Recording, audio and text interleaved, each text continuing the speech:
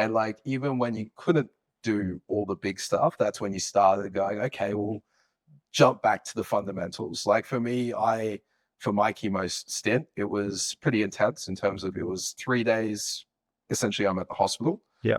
You'd have one day where it would just be the massive hit where you get all your chemo done.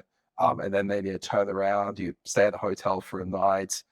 Then they give you a bag. It's called like Mesna. Yep. So that's like essentially protects your inner organs, inner workings from the poison they've just pumped into you. Yeah. So then that was on a constant drip. Essentially, you had this little backpack where just pumping into you for 24 hours there, essentially, until it was coming on Monday, off by Wednesday, and essentially.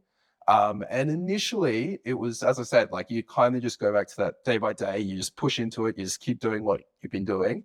And you could do that initially. But it would have been about a month into it, I'd say, where it really starts, completely wrecking you in terms of your energy. As I said, I try to keep up with it. I remember it was it would have been my 20th, 20th? Yeah, 20th birthday it would have been.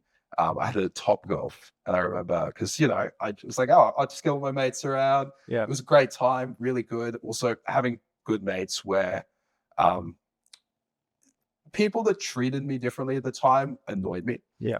I really enjoyed it where you have your mates come out to your birthday or whatever, and they joke about it. You kind of talk shit, if you don't mind my French. Yeah, no. So I found that that's the best way in terms of like keeping connections. I just found that all the mates I enjoyed hanging out with were the ones that you could actually have a joke and like you wouldn't really take some time and make fun of it rather than think about it.